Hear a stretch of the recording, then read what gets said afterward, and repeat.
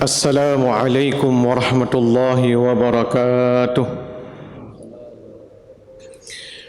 الحمد لله الذي بنعمته تتم الصالحات وبفضله تتنزل الخيرات والبركات وبتوفيقه تتحقق المقاصد والغايات. أشهد أن لا إله إلا الله وحده لا شريك له وأشهد أن محمدًا عبده ورسوله. اللهم صل وسلم وبارك على محمد وعلى آله وصحبه أجمعين. أما بعد، قال الله عز وجل في كتابه الكريم وهو أصدق القائلين: أعوذ بالله من الشيطان الرجيم. يا أيها الذين آمنوا اذكروا الله ذكرا كثيرا وسبحوه بكرة وأصيلا. صدق الله العظيم. Hadirin sidang jamaah salat zuhur yang dirahmati dan dimuliakan oleh Allah Subhanahu wa taala. Di hari yang sangat mulia ini, pada waktu zuhur, Allah taala masih memberikan kepada kita kesempatan yang sangat berharga sekali, hadirnya kita di dalam rumahnya yang mulia, kemudian melaksanakan satu perintah di antara kewajiban-kewajiban yang Allah Ta'ala wajibkan kepada hambanya, dan kita telah melaksanakannya dengan cara berjamaah sebagaimana dicontohkan oleh baginda Nabi Muhammad sallallahu alaihi wasallam. Maka kesempatan ini adalah kesempatan di mana hamba mengingat Rabb-Nya, di mana Allah Ta'ala memerintahkan hambanya untuk mengingatinya. Nampaknya adalah sebuah kewajiban, tetapi di dalam firman-Nya Allah Subhanahu wa taala memerintahkan orang-orang yang beriman untuk mengingat Allah Subhanahu wa taala dengan ingatan yang banyak, zikran katsira.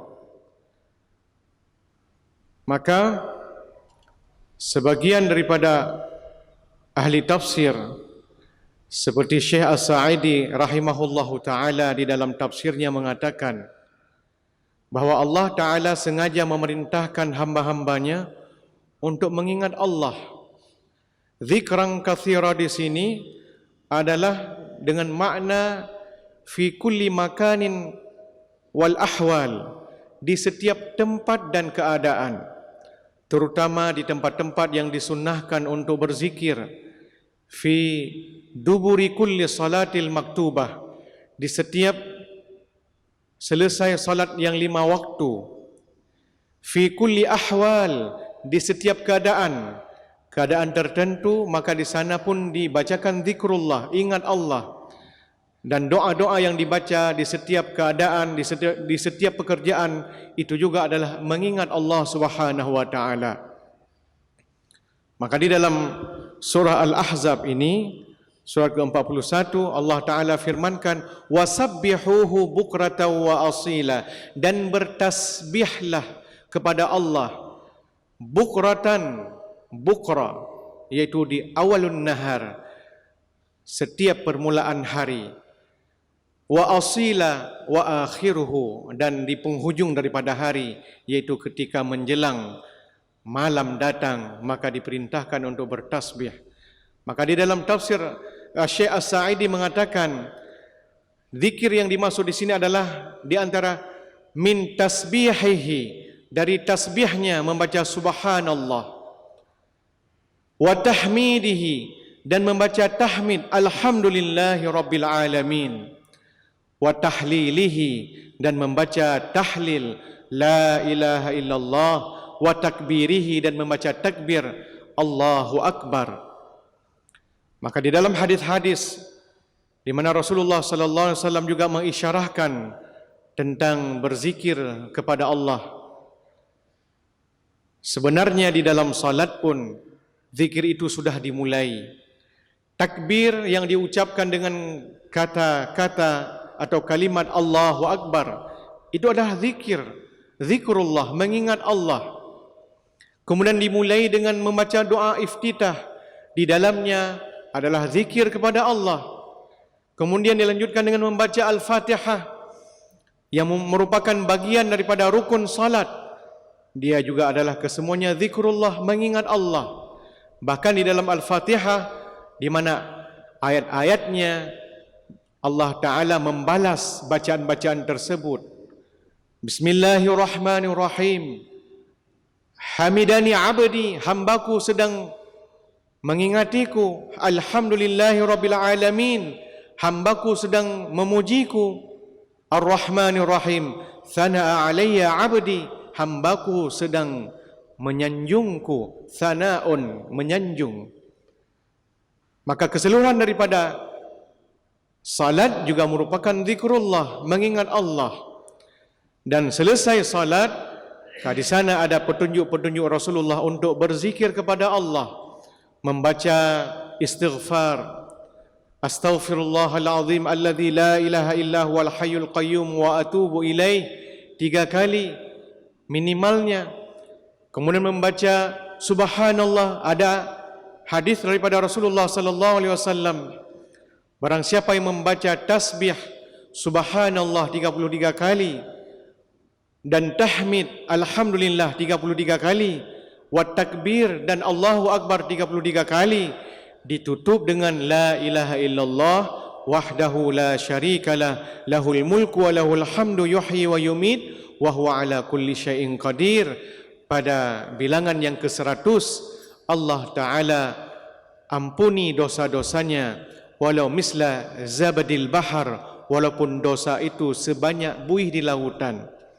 Ulama-ulama hadis memperbincangkan tentang hadis ini, manakah dosa-dosa yang diampuni oleh Allah. Ketika selesai salat, dia membaca tasbih, tahmid dan takbir serta ditutup dengan la ilaha illallah sampai akhirnya. Manakah dosa-dosa yang diampuni oleh Allah? Maka sepakatlah ulama-ulama hadis bahawa yang diampuni oleh Allah di dalam hadis ini adalah dosa-dosa yang kecil saja. Dosa mata yang salah melihat, dosa akal yang salah berfikir, dosa mulut yang salah mengucapkan, salah berkata-kata, dosa telinga yang salah mendengar. Maka dengan membaca tasbih, tahmid, takbir dan ditutup dengan la ilaha illallah wahdahu la syarikalah lahul mulku wa lahul hamdu yuhyi wa yumit wa huwa ala kulli syai'in qadir, maka dosa-dosa yang kecil tadi diampuni oleh Allah Subhanahu wa taala.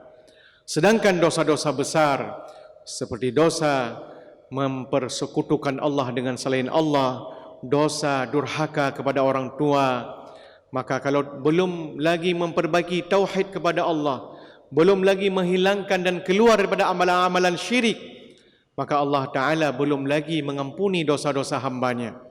Dosa-dosa lain selain syirik Allah Ta'ala ampuni, tetapi tidak kepada dosa syirik. Allah Ta'ala tidak mengampuni selama-lamanya. Bahkan seorang yang beriman pun, yang berKTP Islam pun, kalau dia ada dosa syirik, maka dosa itu akan terus sampai dia meninggalkan dunia yang fana ini. Dia dalam keadaan musyrik kepada Allah. Dosa kepada kedua orang tua, maka perlu meminta maaf kepada mereka. Lebih-lebih menjelang Idul Fitri, ketika biasanya selesai daripada puasa, kita memohon ampun kepada Allah dan meminta maaf kepada orang tua. Namun apa boleh buat, kondisi seperti ini, kadang-kadang tamu dari luar negeri dibuka selebar-lebarnya tanpa ada hambatan, bahkan protokolernya resmi.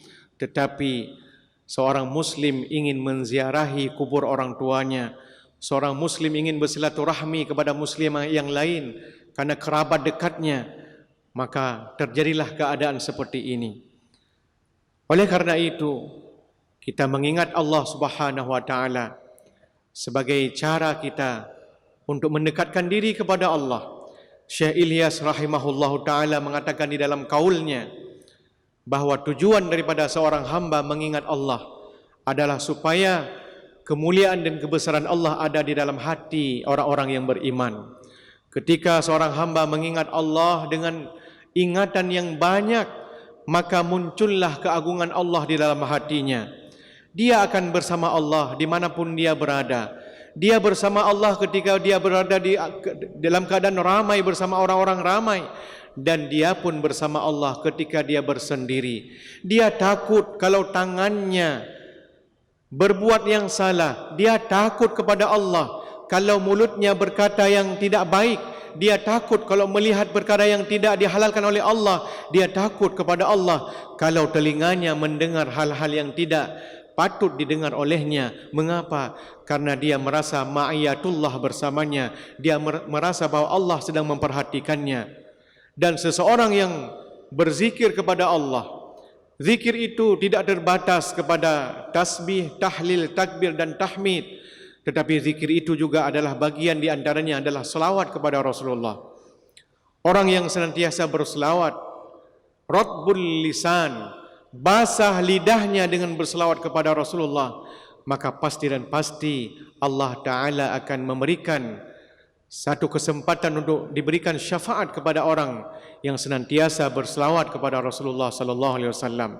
Orang yang berselawat kepada Rasulullah sekali, maka Allah Ta'ala akan merahmati. Dalam hadis disebutkan Allah yusalli alaihi 10 marrah. Dia diberi selawat oleh Allah 10 kali. Ulama hadis menafsirkan selawatnya Allah kepada hambanya adalah memberikan pahala 10 kali. Satu selawat yang diucapkan oleh seorang hamba, Allah Ta'ala akan balas 10 kali pahala diberikan kepada hamba yang berselawat kepada Rasulullah sallallahu alaihi wasallam. Ala bi dzikrillah tatma'innul qulub.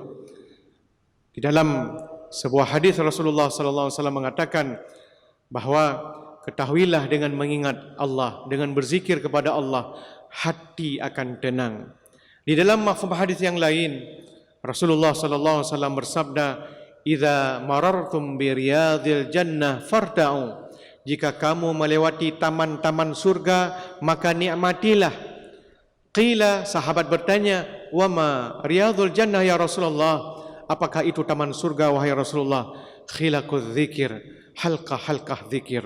Sebagian ulama menafsirkan daripada hadis ini yang dimaksud dengan halqah zikir adalah pengajian-pengajian, tausiah-tausiah, tazkirah-tazkirah yang di dalamnya ada menyebut Allah Subhanahu wa taala, yang di dalamnya mengajak jamaah-jamaah untuk mengingat Allah, untuk mengetahui keberadaan Allah, untuk mengetahui keagungan daripada Allah Subhanahu wa taala, untuk meletakkan kadar Allah di atas segala-galanya, dan kita semua adalah makhluk daripada Allah Subhanahu wa taala.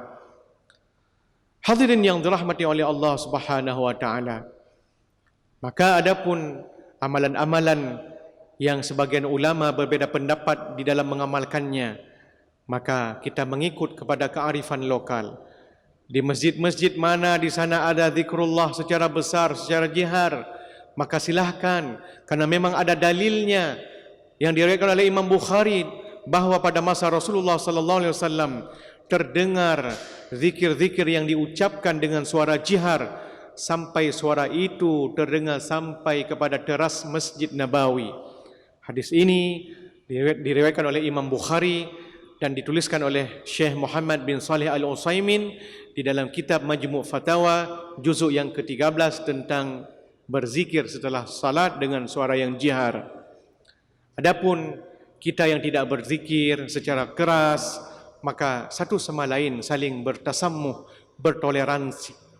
Sepakat kita kepada perkara-perkara yang telah Allah Ta'ala wajibkan kepada kita. Salat 5 waktu, zuhur 4 rakaat, asar 4 rakaat, maghrib 3 rakaat, isya 4 rakaat, subuh 2 rakaat, salat tarawih hukumnya sunat.